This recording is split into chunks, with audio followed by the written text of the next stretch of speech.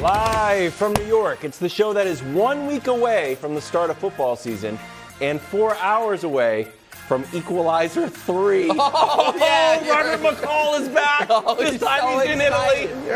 We start with the Bills Super Bowl window. Alan was asked about that window and basically said, thanks, but I'm not trying to hear that. What, Wilds? Is that just you?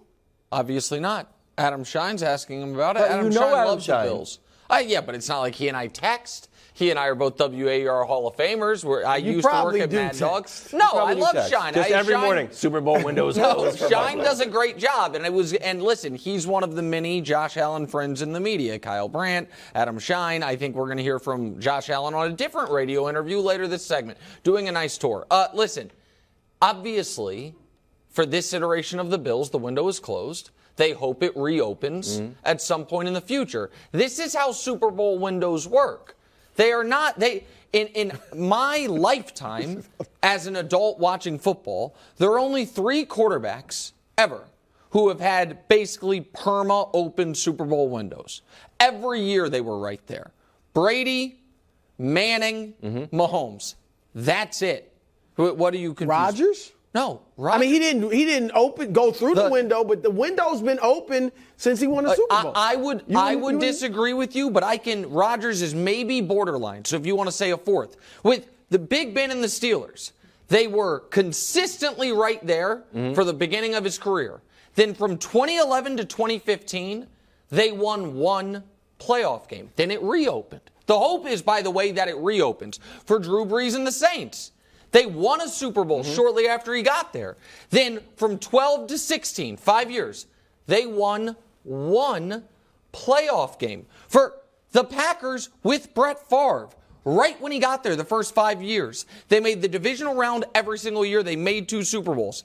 Then from 98 to 2006, they had 2 total playoff wins, 0 conference championship game appearances. The Seattle, with your BFF Russell Wilson, the Seahawks, his first 3 years there, divisional round, Super Bowl win, Super Bowl appearance. The rest of his time there, 3 total playoff wins, 0 conference championship game appearances. The hope is that it reopens. But the idea that, if you have a great quarterback, it's open forever. No, Phillip Rivers is damn good. Phillip Rivers, right when he gets to the Chargers, 4 years, all 4 years in the divisional round. They win 13 games one year, 14 games another.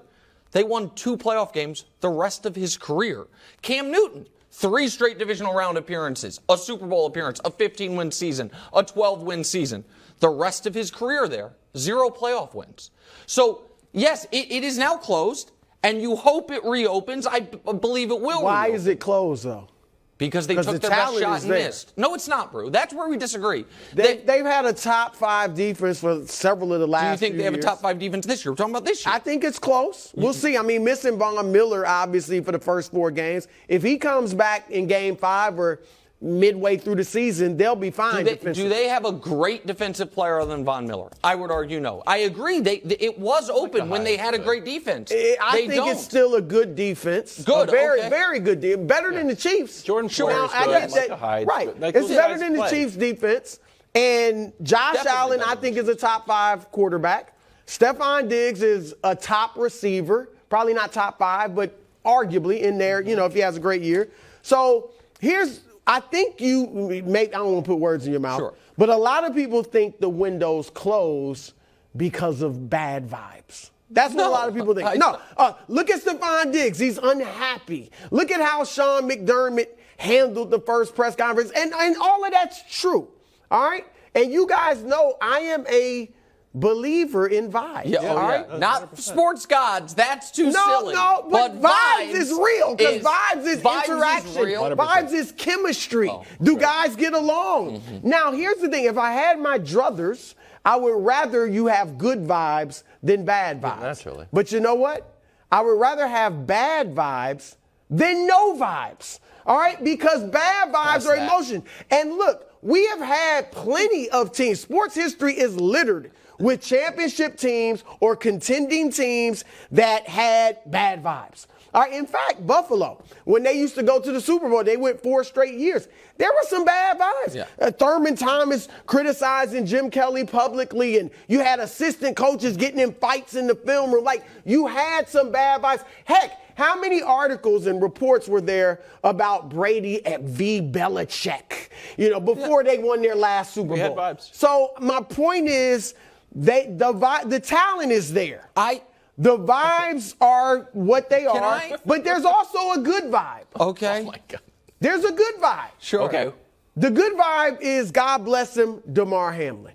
And I do wonder, Nick, I can't quantify it. Nobody can really know. Mm-hmm. But I do wonder if what happened to him late in that season, Game 16 against Cincinnati, if that really messed with the team, at least some of the players, because they had won 7 straight games in the season. They did beat New England after that game. But the way they played in the playoffs, both games, even the win against Miami, they just looked bad. They looked off. And I wonder if that bothered some guys. And now Hamlin is back. That's got to be inspirational. So that's a good vibe for him. I know, but he was back at that Patriots game and they torched us. Specifically on special teams. And the first play, you guys weren't that good. Hold on, but the first play post that was a kickoff return touchdown, one of the most special, memorable moments in NFL history. We have two, I think, fundamental disagreements about the Bills that is really, at this point, I think only one. The one last year is Josh Allen as good as the whole world thinks he is other than me? I obviously won that argument. The next question is this. I just did. Because last year... What he finished in MVP? Last year, the question was, is he the best quarterback in football? No one really thought that. Wilds. Hold on. I didn't think he was better than Mahomes. I never thought hold on a second. There were others that thought. I'll give you that. There were others. Not me, but there were many. There were Chris Collinsworth on the broadcast. Tony Romo talking about it. He'll never let that go. What was it? Not his fault. No, but hold on. We're not going to do revisionist history and act like the big story last year of the NFL when it came to the Bills was, at worst, they have the second best quarterback in football, and they might have the best. That was, it now seems silly maybe, but it was Mahomes coming off his worst playoff moment, all of it. And Josh Allen got more credit for losing that playoff game than Mahomes did for winning it. All of that was the context. That one we now basically agree on. I think you have Josh as the fourth best quarterback, and I have him as the fifth best quarterback. Whatever. The next question is, how talented is the team? They have a below-average offensive line. They have a below-average running game. They have one receiver you trust. They were their good tight ends. Regular season, a good tight end and then a rookie tight end that one day should be good. Their defensive coordinator either just stepped away or got deposed or whatever it is, despite the fact that they're a good regular season defense. They took their shot. They should have won the Super Bowl in 2021.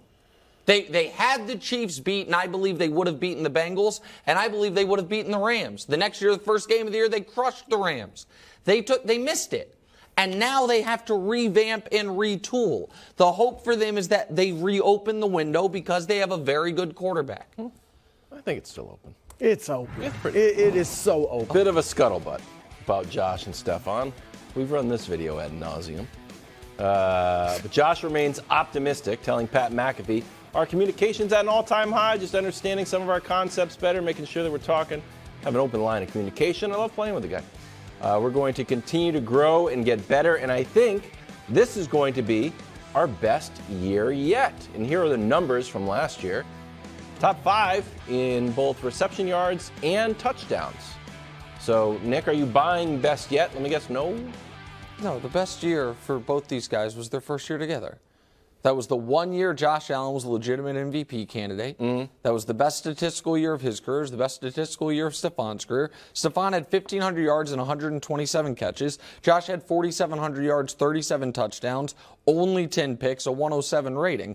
That was the best Bills. That was the best Bills team start to finish. The highest peak they've reached was the very end of the following season, and we're coming off the lowest low they've had together. So, no, I don't think that we're about to see the best version. And I would argue that team, one of the reasons Diggs was as dynamic when he first got there. Other teams had to pay a little more attention to the number 2 in Emmanuel Sanders than they do right now, who Gabe Davis had the one monster playoff game against the Chiefs, and aside from that, has been a number 3 or 4 receiver throughout his career, at least the production of it. So no, I don't think we're going to see the best year yet from Diggs and Allen. Oh, it's very possible.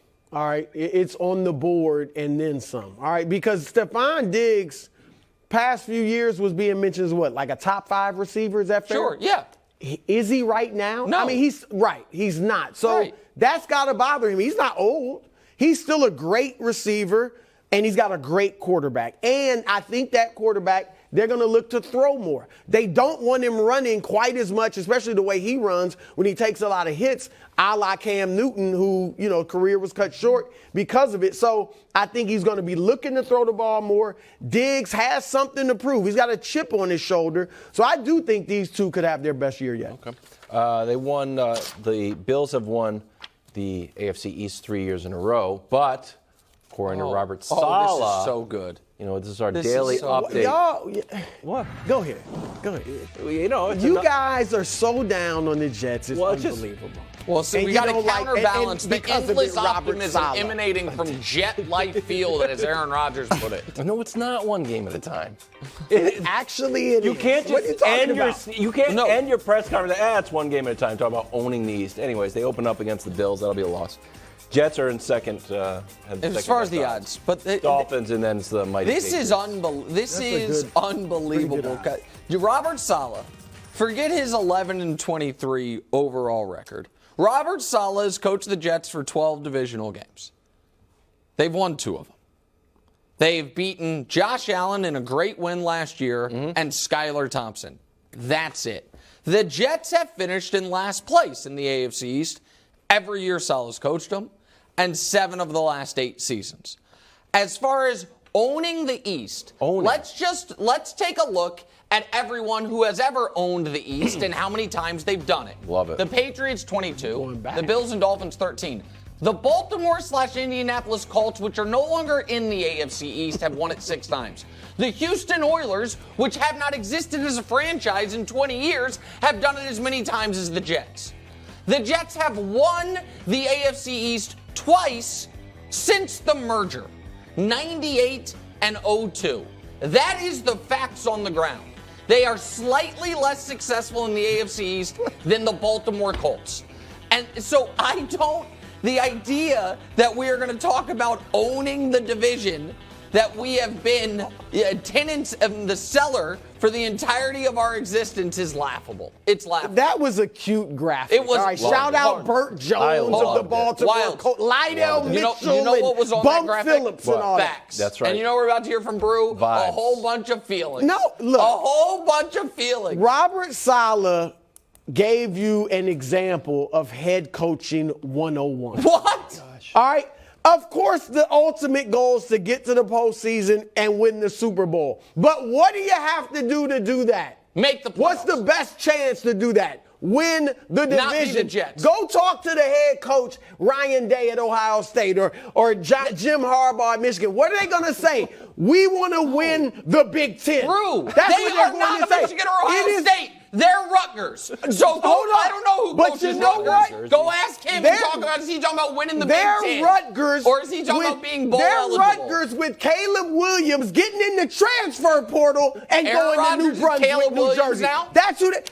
Is that who he He's is? better than Caleb Williams. You know that. Okay. They got a Hall of Fame quarterback. They're supposed to be talking like these same old Jets. They got a Hall of Fame quarterback. They've got a top 5 defense that held at the end of the year. Who was it?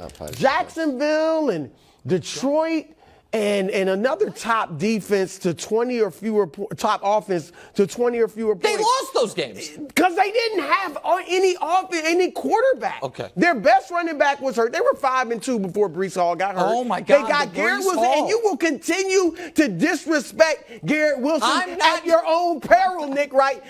Look, the Jets, I don't even pick them to win the division. But all I'm saying is for the head coach to have a Hall of Fame quarterback and a talented roster, not to be saying anything but we want to win the East. Did Tom Brady would be wrong. When Tom Brady went to the Bucs. That was perfect scenario, right? That's exactly what the Jets want to follow that path. Yes. Did Tom Brady and the Bucs start off like gangbusters out of the chute, 6-0? No. So why doesn't Robert Saleh say, all right, that was the path, and man, this was really difficult. It's one game at a time. That's all we're going to talk about. But all right, we're going to own the East. You got to think about the trophies. Oh, we're going to. And you're taking own the East. They mean 1 year, or while Rodgers is there. Yeah. They don't mean for the next 2 decades. What does we're not talking about a dynasty. While Aaron Rodgers is there. They're talking about winning the division this year. Right. Is we're going to own winning the our East. division this year. They talk more about success than the Chiefs And do. here was the reason. Here was the reason that Tampa Bay didn't talk or didn't start well. You know that they didn't give Brady the keys to the offense, like the Jets have given Rodgers. You know that Brady. It's midway through the year. They started listening to Brady, and that's when they took off. Go ahead. I can't. The Jets are listening. Can I just say something? I know it's sad. It's tough to fathom or handle that they're going to be better than the Patriots. At some point, if one team has beaten another team 15 times in a row, but Brees Hall, we're like, wow, they won 5 games with Brees Hall. We won 15 straight games. Is Tom Brady walking through that door? Hold on, the last 6. Julian Edelman, your favorite receiver? The last 2. The last 6 have not been Tom Brady. They have not been Tom Brady. Have they been Aaron Rodgers? No, they listen. Okay. And Mike White, Zach Wilson. I get all of that. Sam Darnold, your guy, your beloved. Listen, that's this is the last point I'll make, because we didn't even get into the show today that Aaron Rodgers did the Jet Life Stadium thing, and they are courting all of the hype. That's right. And if they win, it will be as glorious of a bleep you to everyone, and they will get to say to anyone that doubted them, you idiots. We had the worst quarterback situation in the league. We brought in one of the best quarterbacks ever, and you doubted us. We called our shot, and we got it. But if they don't, and if they fall as short as I think they're going to fall, they are going to have to own the fact they courted these expectations in a way that the Rams didn't when they brought in Stafford, the Broncos didn't when they brought in Russ, the Bucs didn't even immediately when they brought in Brady. I think that's a mistake for the worst franchise in the NFL. Okay, with respect to the they've courted it to a degree, but would you admit, both of you, that a lot of this is, one, they're in New York City. You can't avoid it. It's going to be blasted and magnified. Part of it. And 2, they were put on Hard Knocks. They didn't want to go on Hard Knocks. Yeah. They were put on there, and, their like confidence is showing. The Giants thing, this new clip of Aaron Rodgers saying, don't poke the bear. That's you don't think he's talked like that his whole career? I know, but now that after the bye, that Giants-Jets will be circled. The Broncos game is circled. The Cowboys game's obviously circled. The Patriots game is circled.